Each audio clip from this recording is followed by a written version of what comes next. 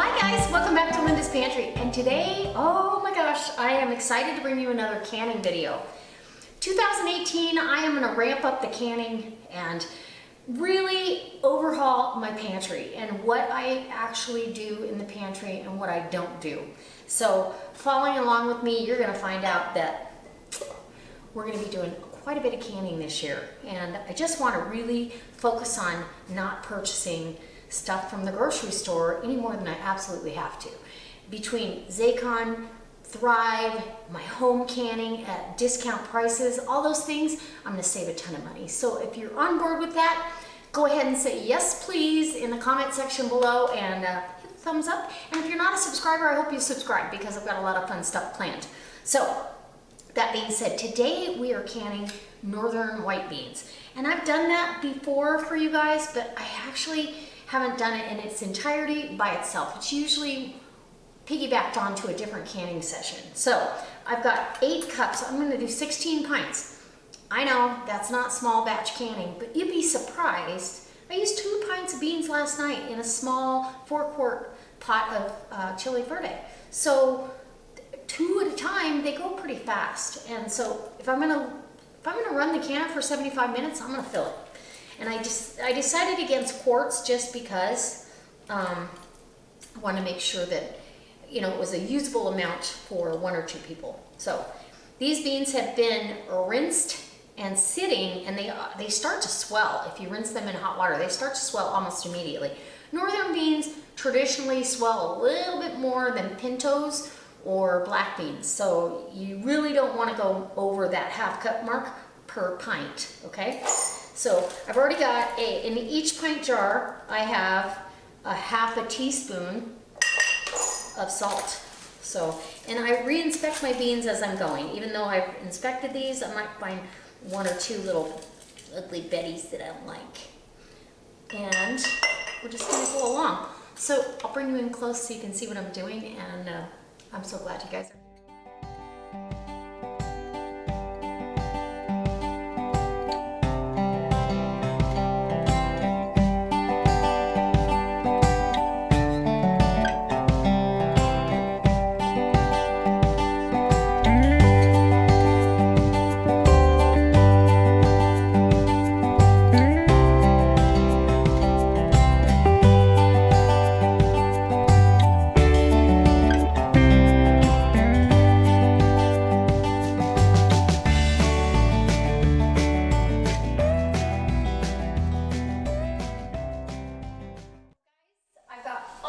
I've got 16 pints of the northern white beans in the canner.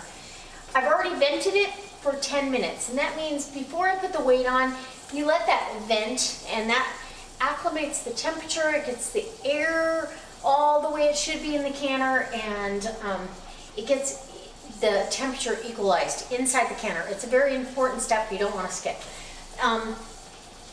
You know, obviously I put the lid on and lock the wing nuts down. Thumb screws. So it's about ready to come up to pressure.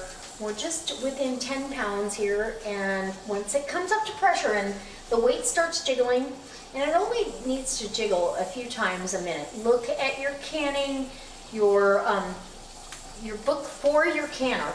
Every canner is going to be a little bit different. How often? I have to can at 15 pounds of pressure, so once that starts jiggling, that means it's releasing pressure once it gets to 15 pounds, and we're good to go. And so you just don't want it to go too much and use too much power and have too much heat. I let my canner come up to speed very slowly. What's going to happen when you let it come up slowly and come down slowly? You will have less evacuation of liquid in your jars, and your headspace will stay closer to the amount. Beans are one of those things that they continue to absorb liquid even after you've canned them, whether you pre-soak and pre-cook them or not. I've found that they do the same thing. So I do the raw pack method, but follow your canning instructions by the National Home for Food Preservation, or the Ball Canning Book. They have instructions, and you can follow those instructions to the T.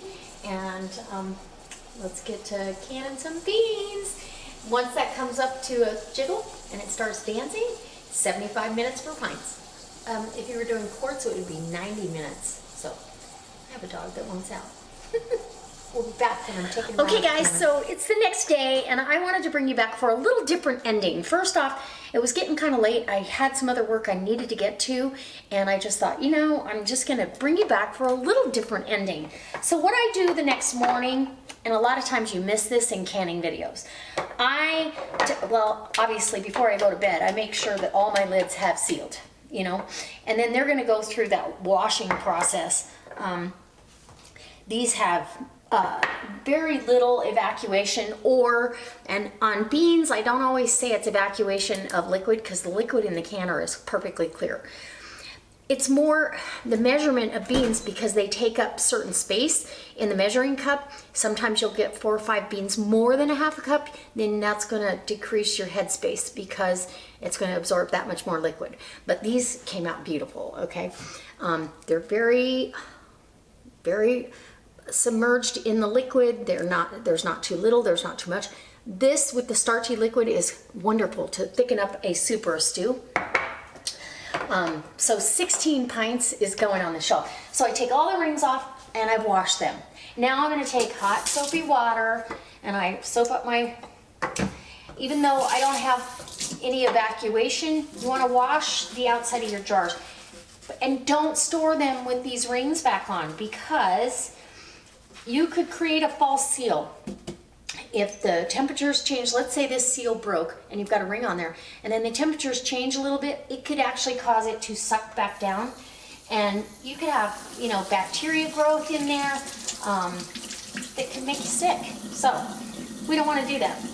Put these over on my drying area, and this is what I do. And then they'll get labeled northern white beans and go on the pantry shelf. And as always guys, I hope if you enjoy these kind of videos, you'll come back next time, subscribe to my channel, and go down below and there's a link to my Thrive website. It's free to sign up and go shop and check out things that you might want to put in your extended pantry or your everyday working pantry. I now incorporated all the Thrive stuff into my everyday working pantry, and I'm going to do if you guys want to see this, my little walk-in pantry that's off my kitchen. I'll be doing a reorganization of that area, and I thought I'd bring you along only if you want to see it. I'll give you a before video and then we'll do the after bit, during and then after. So let me know in the comment section below, and you'll see how I'm using Thrive in my everyday cooking, as well as my home canned products and my freezer. And it's very rare that I have to go to the store unless it's for like cilantro or a lime, or you know what I mean. It's very small on the list, or some dairy. So guys, hopefully you guys are enjoying your new year, because it is 2018 now, and we are gonna head forward with some more canning videos. I think I want to make ranch beans. Who wants to see ranch beans? I think I need those in my life right now. All right, and then we'll probably hold off. We might can some more meat out of the freezer just to free up some space. And yeah, if you want to come along for those, be sure and let me know. All right, guys, I can't wait to see you for another delicious recipe, quite possibly using these beautiful